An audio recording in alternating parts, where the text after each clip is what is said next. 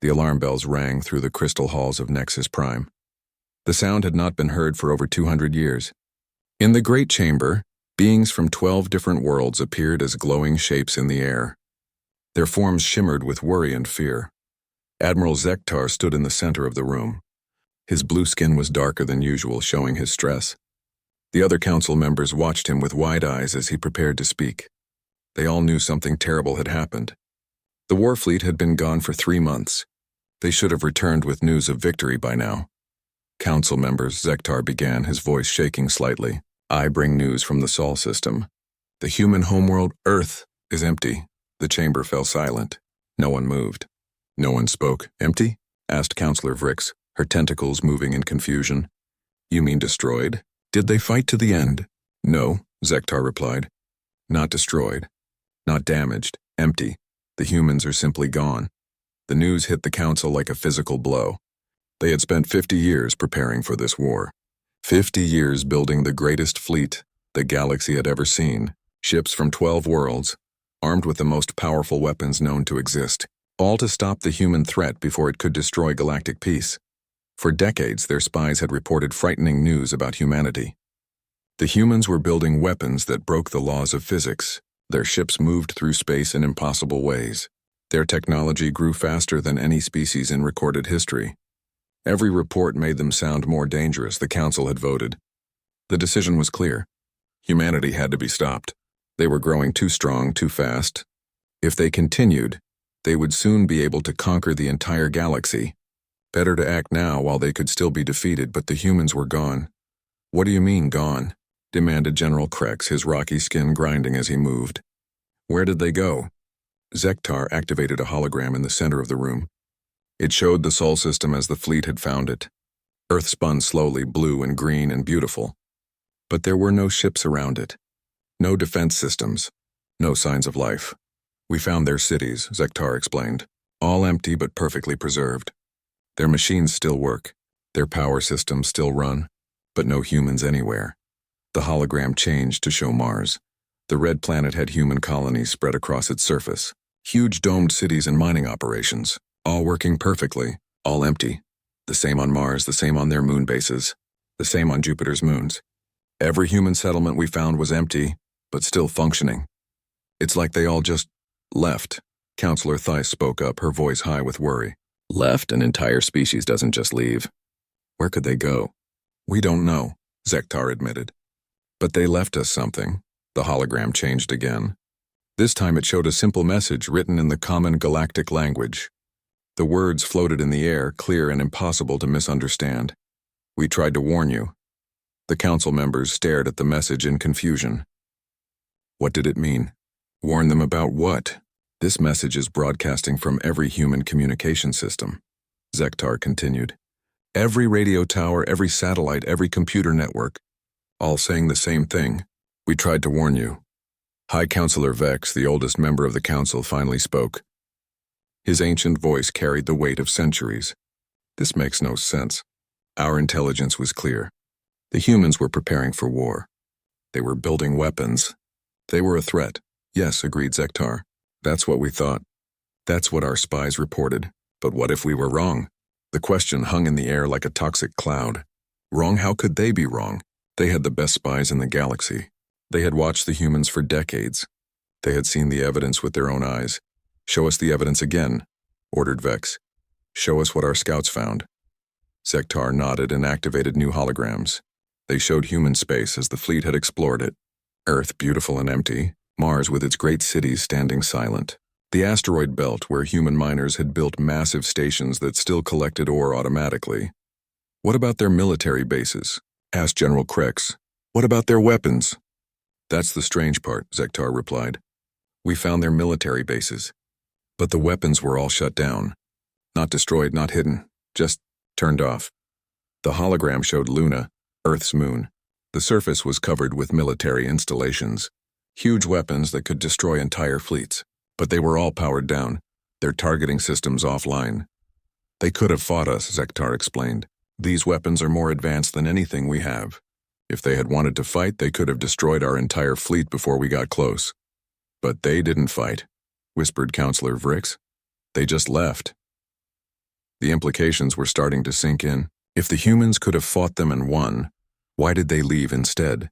What kind of species abandons their entire solar system rather than fight a war? There's more, Zektar continued. We found something else, museums. Museums, all over Earth. Perfectly preserved buildings showing human history. Their art, their science, their culture. It's like they wanted to leave a record of who they were. The hologram showed images from inside these museums, displays of human achievement from their first tools to their most advanced spacecraft, but also displays of their mistakes, their wars, their failures. It was a complete record of their species, both good and bad. Why would they do this? Asked this. Why preserve their history and then leave? I don't know, Zektar admitted. But there's something else. Something that scares me more than anything. He paused, looking at each council member in turn. Our scientists studied their abandoned facilities. The energy readings, the construction methods, the technology they left behind. Based on what we found, the humans weren't just advanced. They were far beyond anything we imagined. The chamber was completely silent now. How far beyond? Asked Vex quietly. If they had wanted to conquer the galaxy, Zektar said slowly, they could have done it centuries ago. They were powerful enough to defeat all of us combined, and they have been for a very long time. The truth hit the council like a physical blow. They had spent 50 years preparing to fight a species that could have destroyed them at any time. But instead of conquering them, the humans had simply left. The message played again in the silence. We tried to warn you. What had they tried to warn them about? And what did it mean that they were now gone? 3 weeks after Admiral Zektar's shocking report, Dr. Violet stepped onto the surface of Earth. The blue sky stretched above her, and a gentle breeze moved through the empty streets of what humans had called New York. It was beautiful and terrifying at the same time. Dr. Violet was the Council's best scientist for studying alien species. She had spent her life learning about different forms of life across the galaxy, but nothing had prepared her for this. An entire species, gone without a trace, leaving behind only empty cities and that simple message. She led a team of 50 researchers from different worlds. Their job was simple: figure out where the humans went and how they did it. But after 3 weeks of searching, they had found things that made no sense at all. Doctor, called her assistant, Jex. You need to see this. Violet walked over to where Jex was standing. They were in the middle of what had been Central Park. But now, instead of grass and trees, there was a hole in the ground. A perfectly round hole that went down so deep they couldn't see the bottom. How deep does it go? Violet asked. Our scanners can't find the bottom, Jex replied. But there are structures down there. Big ones. Violet activated her floating platform and descended into the hole. The walls were smooth, cut with perfect precision. As she went deeper, lights came on automatically, showing her the way. The humans had built something massive underneath their city. What she found at the bottom made her tentacles freeze with shock. It was a construction site, but not for buildings or weapons. The humans had been building spaceships. Not normal spaceships either. These were bigger than anything the galaxy had ever seen. Each one was the size of a small moon. By the void, whispered Jex as he joined her at the bottom. What were they building? Violet examined the construction areas. The ships were gone, but the building platforms remained. The energy signatures showed technology that she didn't recognize. The humans had been working with forces that her science said were impossible to control. Generation ships, she said quietly. They were building ships to carry their entire population. But that wasn't the strangest part. As Violet studied the construction site, she realized something that chilled her blood. The work down here was old, very old. Carbon dating showed that the humans had started building these ships over 200 years ago. That's impossible, Jex said when she told him. Our spies have been watching them for 50 years. They never reported anything like this. Violet checked the dating again. The results were clear. The humans had been planning to leave for 2 centuries, long before the Council had even decided they were a threat. Over the following days, her team found similar construction sites under every major human city. London, Tokyo, Moscow, Lagos all had massive underground shipyards. The humans had been secretly building an entire fleet of generation ships while living their normal lives on the surface. But the more they investigated, the stranger things became. The technology the humans had used was beyond anything in the galaxy. They had found ways to bend space itself, to move matter and energy in ways that violated basic laws of physics. "Look at this," called Dr. Renth from across the construction site. He was studying a machine that hummed quietly in the corner. Vilix joined him and examined the device. It was still working, even though the humans were gone. The energy readings were impossible. The machine was somehow pulling power from empty space itself. "What does it do?" she asked. "Near as I can tell," Renth replied, "it converts matter directly into energy, and then back into different matter. But not just any matter. It's creating materials that don't exist anywhere else in the galaxy." Vilix felt her hearts racing. The implications were terrifying. If the humans could convert matter at will, they could build anything they wanted. They could create resources from nothing. "They could even convert themselves, Doctor," called another team member from deeper in the construction site. "You need to see this room." Vilix followed the voice to a chamber filled with strange equipment. The machines looked like medical devices, but far more advanced than anything she had ever seen. Each one was designed for a human body. "What are they?" she asked. "We think they're transformation chambers," the team member replied. "Based on the readings, they convert organic matter into pure energy and then back into organic matter. But the matter that comes out is changed somehow, made better." Vilix examined one of the chambers more closely. The controls were set for human biology, but the energy patterns showed something impossible. The machines weren't just healing or improving human bodies. They were fundamentally changing them. Changed how? We're not sure. But the energy requirements suggest they were making humans able to survive in space without protection, maybe even able to travel through space-time itself. The implications hit Vilix like a physical blow. The humans hadn't just built ships to carry their population away. They had changed their own bodies to survive the journey. They had turned themselves into something beyond normal biology, but there was more. In another chamber, they found the time laboratories. The room was filled with strange fields that made Vilix's instruments go crazy. The air itself seemed to shimmer and bend. When she stepped into the field, everything around her seemed to slow down. "Time dilation," breathed Jex. They were playing with time itself. The humans had built machines that could speed up or slow down time in small areas. While the galaxy had spent 50 years preparing for war, the humans could have experienced centuries of preparation time inside these chambers. Vilix studied the control systems. The time fields had been running continuously for decades. The humans had been living in accelerated time, working and planning while the rest of the galaxy moved at normal speed. "That's how they did it," she said suddenly. "That's how they built all this without our spies noticing. They were working in accelerated time. What took them 200 years to build only took 50 years in normal time." But the most disturbing discovery came when they found the monitoring stations, hidden. Throughout the construction sites were rooms filled with observation equipment. The humans had been watching the galaxy. Not just watching, but studying every species, every government, every military force. The databases were mostly empty, but what remained showed the scope of human intelligence gathering. They had known about the Council's war preparations before the Council had even started planning. They had watched every meeting, monitored every communication, tracked every ship movement. The humans had known the war was coming long before anyone else did. "They were expecting us," Vilix reported to the Council that night. "They knew we would eventually decide to attack them. That's why they built the ships. That's why they developed the technology. They were preparing to leave before we even knew we wanted them gone." But there was one more thing that kept bothering her.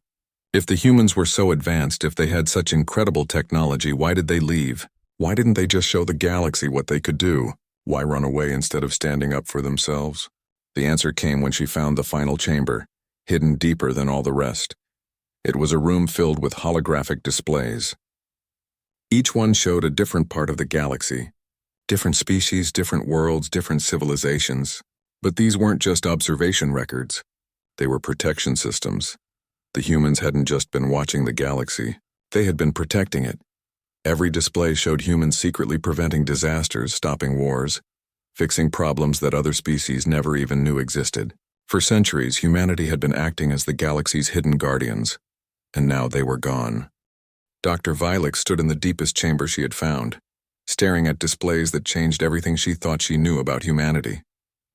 The holographic screens showed the galaxy from a perspective no one had ever seen before. It was the view of protectors watching over children who didn't know they needed protection. Each display told a story of human intervention. Secret missions, hidden technology, quiet solutions to problems that could have destroyed entire civilizations. The humans had been active throughout the galaxy for hundreds of years, but always in the shadows, always invisible. "Jex," she called to her assistant, "start recording everything. The Council needs to see this." The first display showed the Hegemony home system, Admiral Zektar's own people.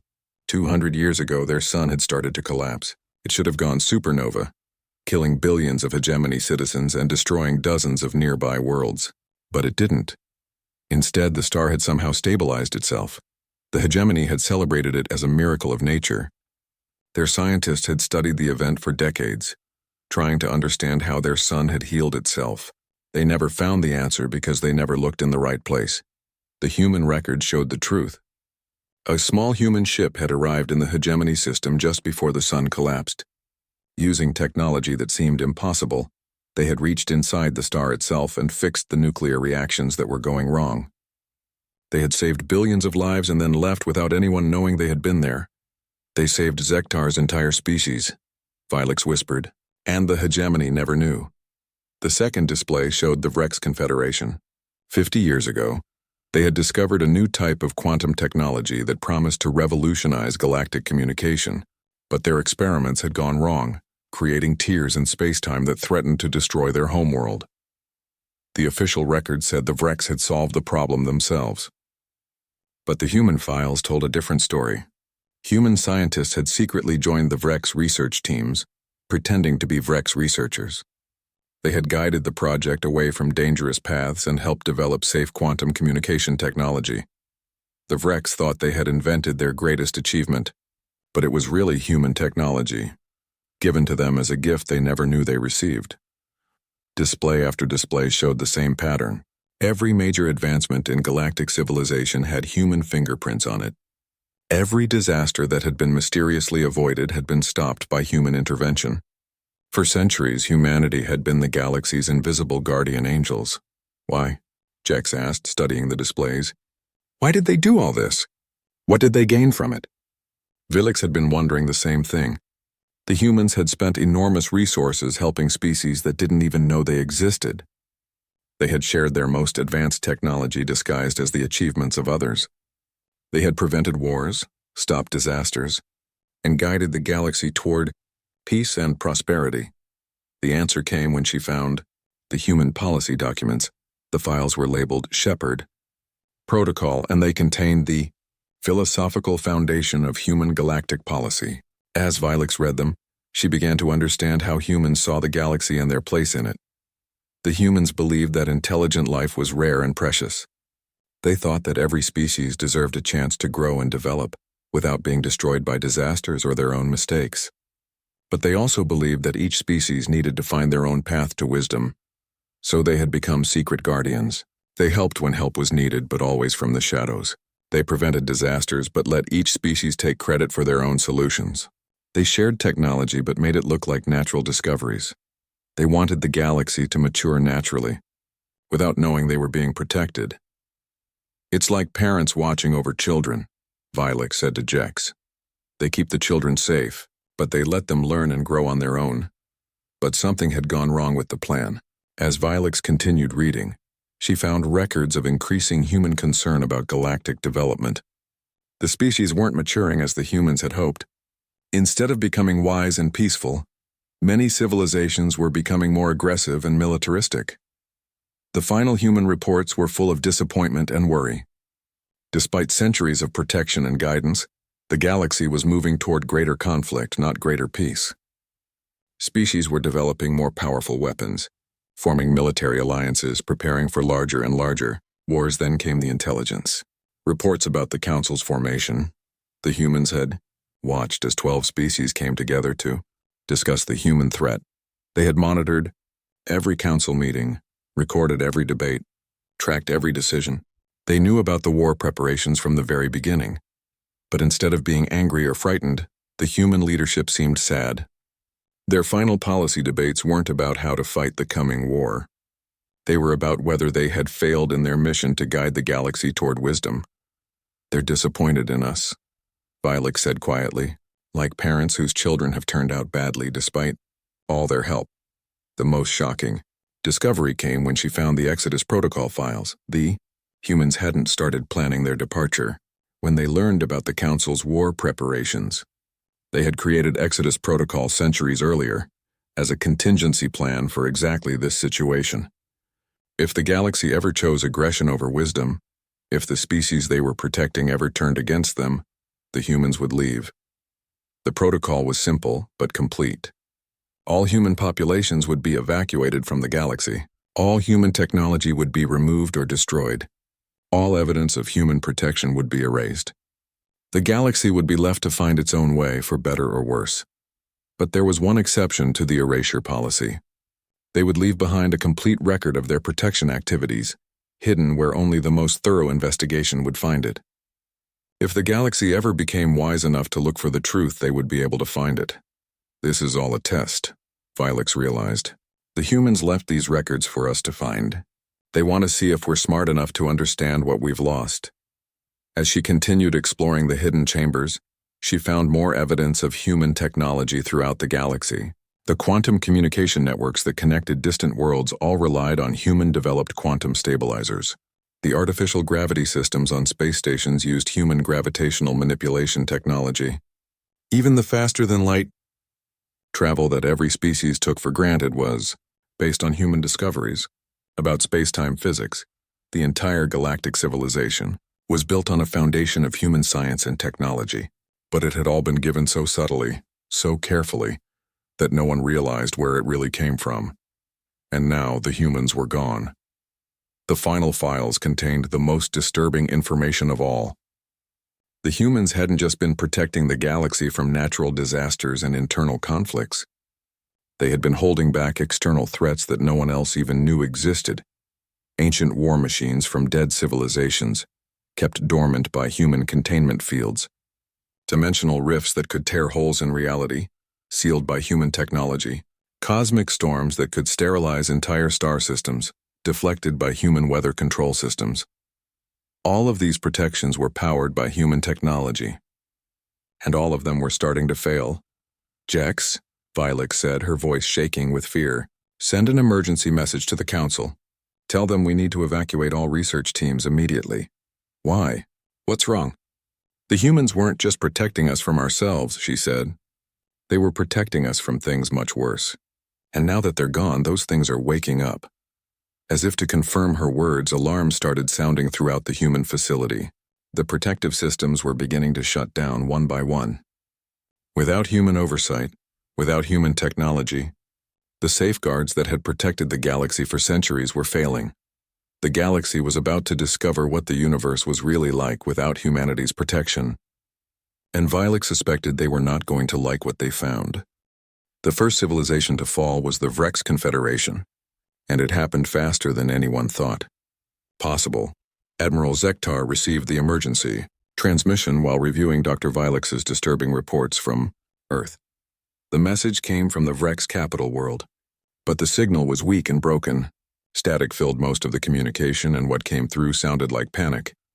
Confederation command to Galactic Council. Quantum network failure? Losing contact with outer worlds. Request immediate assistance. Then the signal died completely. Zektar tried to re-establish contact, but there was no response. The Vrex Confederation, which had controlled over 1,000 worlds, had gone completely silent in the space of a few hours. Send a scout ship to Vrex space immediately, Zektar ordered. I want to know what happened. But even as he gave the order, he suspected he knew the answer. Dr. Violet had warned that human protection systems were failing. The Vrex quantum communication network was apparently one of them. The scout ship returned 3 days later with news that sent shockwaves through the Council. The Vrex Confederation had collapsed completely. Their quantum communication network, which had allowed instant communication across their empire, had suffered a cascading failure. Without central coordination, their 1,000-world civilization had fragmented overnight. Outer worlds could no longer receive orders from the capital. Trade routes broke down without communication systems to coordinate them. Military fleets found themselves cut off from command, unable to know where they were needed or what they should do. Within days, the Confederation had become 1,000 isolated worlds, each trying to survive on its own. Some worlds tried to maintain their civilization alone. Others descended into chaos. A few declared themselves independent and began fighting their neighbors. The Vrex built their entire civilization around instant communication, reported the scout captain. When that failed, they had no backup systems, no way to hold their empire together. But the Vrex collapse was only the beginning. Reports started coming in from across the galaxy. Systems that had worked perfectly for centuries were beginning to fail in mysterious ways. The failures seemed random at first, but a pattern soon emerged. Every failing system was more advanced than the technology level of the species that used it. The Theran trade routes through the nebula of storms suddenly became impassable. For generations, Theran merchants had safely navigated through the dangerous gas clouds, following paths that remained mysteriously stable. Now those same paths were filled with gravitational anomalies and energy storms that destroyed any ship that tried to pass through. The Zephyrian atmospheric processors started malfunctioning on dozens of worlds. These machines had kept the air breathable on planets that should have been uninhabitable. Without them, entire colonies began to suffocate. The hegemony's stellar engineering projects, which had been keeping dying stars alive for decades, started losing power. 3 star systems were evacuated as their suns began to collapse again. It's all connected, Dr. Vilix reported to an emergency council session. Every failing system was secretly maintained by human technology. The galaxy has been running on borrowed power for centuries, and now the bill is coming due. High Counselor Vex looked older than his 1,000 years as he absorbed the implications. How many systems depend on human technology? Based on what we've found so far, Vilix replied grimly. Almost all of them. The humans didn't just give us advanced technology. They integrated their systems into our basic infrastructure so deeply that we never realized the dependence. The situation got worse when the ancient threats started waking. The first report came from the Outer Rim, where a routine mining operation stumbled across something that should have stayed buried. The miners had been excavating a new asteroid when they found artificial structures inside the rock. Ancient structures that were definitely not natural. When they activated the structures to study them, the miners woke up something that had been sleeping for millions of years. The asteroid suddenly came alive, transforming from a simple rock into a massive war machine. It destroyed the mining ship and began moving toward inhabited space. More reports followed. Ancient automated weapons, hidden in dead systems throughout the galaxy, were activating one by one. Each one was a relic from civilizations that had died millions of years ago, left behind like sleeping landmines waiting to be disturbed. The humans had known about these weapons. Their protection systems had been keeping them dormant, suppressing their activation signals containing their power sources. But now those containment fields were failing. How many of these things are out there? Demanded General Krex as another ancient weapon destroyed a hegemony patrol fleet. We don't know, Vilix admitted. The human files are incomplete, but based on the energy signatures we're detecting, there could be thousands of them scattered throughout the galaxy. Even worse were the dimensional rifts. The first one opened in empty space near the galactic core. It started as a tiny tear in reality, barely detectable by the most sensitive instruments, but it grew quickly, expanding from a pinpoint to a gaping wound in space-time that stretched for millions of kilometers. Energy poured out of the rift unlike anything science could explain. It wasn't electromagnetic radiation or particle streams. It was something that hurt to look at, something that made reality itself seem unstable around its edges. A Confederation research ship that got too close simply disappeared. Not destroyed, not vaporized. It ceased to exist, leaving behind not even debris. What's on the other side? Asked Counselor Vrix, her tentacles writhing with fear. We don't know, replied the research team leader. Our instruments can't analyze it. It's like the rift leads to somewhere that operates on completely different physical laws. More rifts began opening across the galaxy. Each one was a tear in the fabric of reality itself, leaking impossible energies into normal space. Some were small and stayed stable.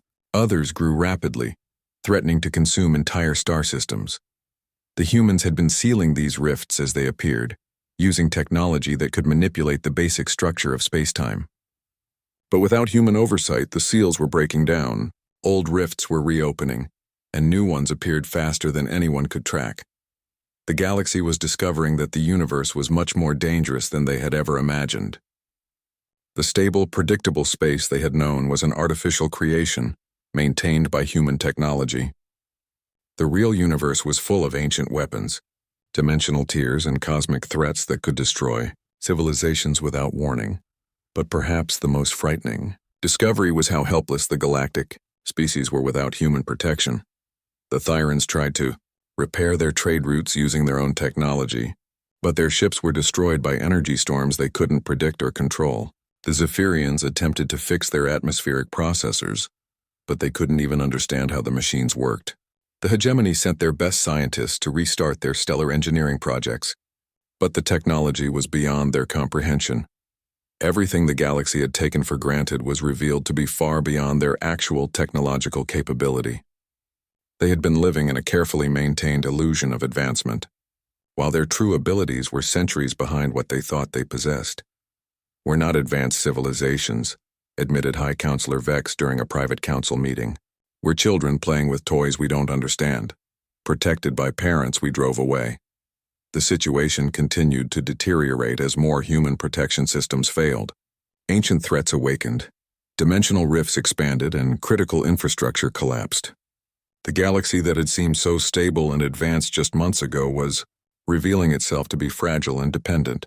Species that had been proud members of a great galactic civilization found themselves struggling to maintain basic space travel. Worlds that had flourished with human-maintained life support systems began to die. Trade networks that had connected thousands of worlds broke down as the technology they relied on stopped working. And through it all, one question haunted every leader in the galaxy. Had the humans known this would happen when they left? Had they understood that their departure would cause the collapse of galactic civilization? The answer, when it came, was worse than anyone had imagined. High Counselor Vex stood before the emergency assembly, looking at the desperate faces of representatives from across the galaxy. In just 6 months, their advanced civilization had crumbled into chaos. Billions were dead. Entire species were on the edge of extinction, and ancient threats were destroying everything in their path. "We have no choice," Vex announced, his ancient voice heavy with defeat. "We must find the humans and beg them to return." The decision was unanimous. Every species, even those who had been most eager for war against humanity, now agreed that finding the humans was their only hope for survival. The search began immediately. Every available ship was converted into an exploration vessel. The greatest minds in the galaxy worked together to analyze the traces the humans had left behind. Scientists who had spent their careers competing with each other now collaborated desperately, sharing everything they knew.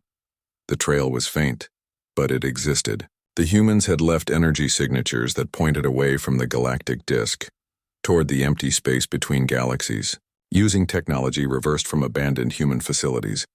The Council built long-range sensors that could detect the fading traces of the human exodus. "They went to Andromeda," reported Dr. Vilix after weeks of analysis. "The energy trails point directly toward the Andromeda galaxy." The distance was staggering. Even with the fastest ships in the galaxy, the journey to Andromeda would take thousands of years. The humans had traveled further than any species in the galaxy had ever dreamed possible, but the search ships had barely launched when they discovered something that changed everything. The humans had left behind guardians. Admiral Zektar was leading the first search expedition when his ship detected an artificial intelligence hidden in the outer reaches of the Sol system. It was a human AI, left behind to maintain basic systems and monitor galactic events. "Why did you leave us?" Zektar asked the AI during their first communication. The artificial intelligence's response was calm and patient, like a teacher explaining something to a confused student. "We did not leave you, Admiral. We removed ourselves from a situation that had become harmful to galactic development." "Harmful?" "We were dying without your protection."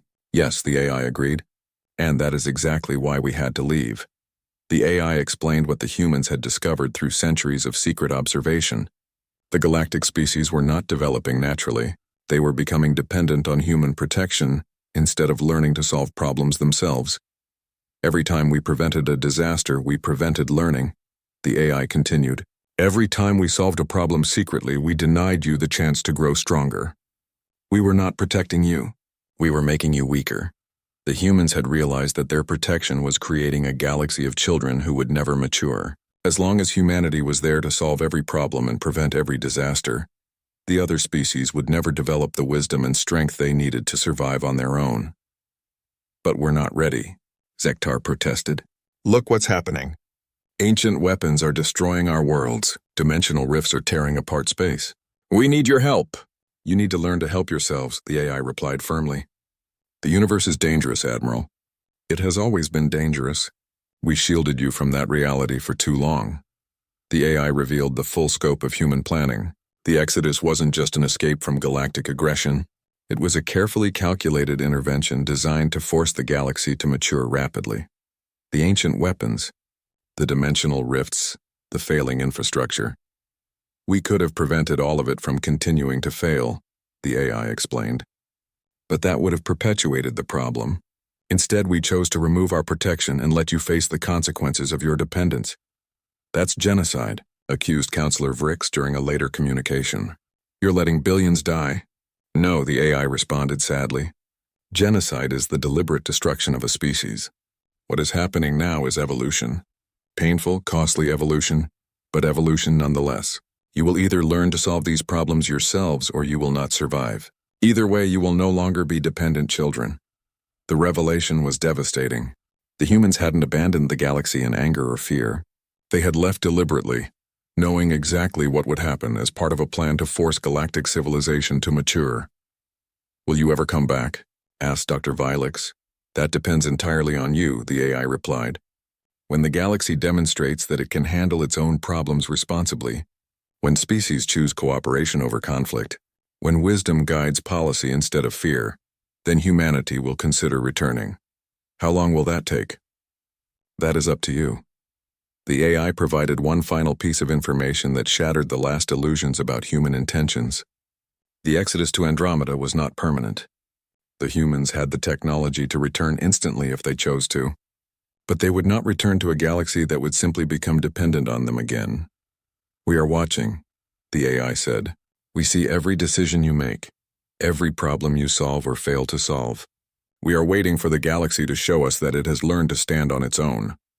The search expeditions returned with this devastating news. The humans were gone by choice, not by necessity. They could return at any time, but they would only do so when the galaxy proved it no longer needed them. The Council faced an impossible challenge. They had to solve problems that were beyond their current capabilities, using technology they didn't fully understand, while ancient threats destroyed their civilizations and dimensional rifts consumed their worlds. But slowly, painfully, they began to learn. Thyran engineers studied the failed trade routes and developed new navigation techniques that didn't rely on human technology. Zephyrian scientists worked for months to understand their atmospheric processors and eventually learned to build their own. Hegemony stellar engineers spent years analyzing human star stabilization technology before creating their own version. It was slow, costly work. Entire worlds were lost while species learned to protect themselves. Millions died as civilizations struggled to develop the capabilities they had taken for granted. Ancient weapons destroyed dozens of star systems before galactic forces learned to defeat them. But they did learn.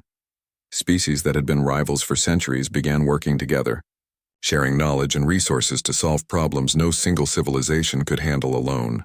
The artificial barriers between different forms of life broke down as survival became more important than politics. The dimensional rifts proved to be the greatest teacher. They required technology and cooperation beyond anything the galaxy had ever attempted. Every species had to contribute their unique knowledge and abilities. Success was only possible through true galactic unity. Years passed, then decades. The ancient threats were gradually contained or destroyed. The dimensional rifts were slowly sealed. Critical infrastructure was rebuilt using native technology instead of human systems. The galaxy that emerged from this trial was fundamentally different from the one that had declared war on humanity. It was smaller, having lost worlds and entire species that couldn't adapt, but it was also stronger, more unified, and genuinely advanced instead of dependent on borrowed technology. High Counselor Vex lived to see the day when the last ancient weapon was destroyed and the final dimensional rift was sealed. The galaxy had survived its trial by fire, They had learned to protect themselves, but the humans still had not returned. "Are we ready now?" Vex asked the AI during what would be his final communication. "You are much closer," the AI replied. "But readiness is not measured only by capability. It is also measured by wisdom. What more do we need to prove? That you will not repeat the same mistakes. That you will not create new dependencies. That you can guide the galaxy toward maturity instead of away from it." Vex understood. The humans were not just waiting for the galaxy to become technologically capable. They were waiting for it to become wise enough to lead itself properly. The test was not over. It might never be over. The humans had given the galaxy the greatest gift possible, the chance to grow up. Whether they would take that chance and become worthy of humanity's return remained to be seen. But for the first time in centuries, the galaxy was truly free. Free from dependence, free from hidden guardianship, free to make its own choices and face the consequences. The question now was what they would choose to do with that freedom. And somewhere in the Andromeda galaxy, humanity waited to see the answer.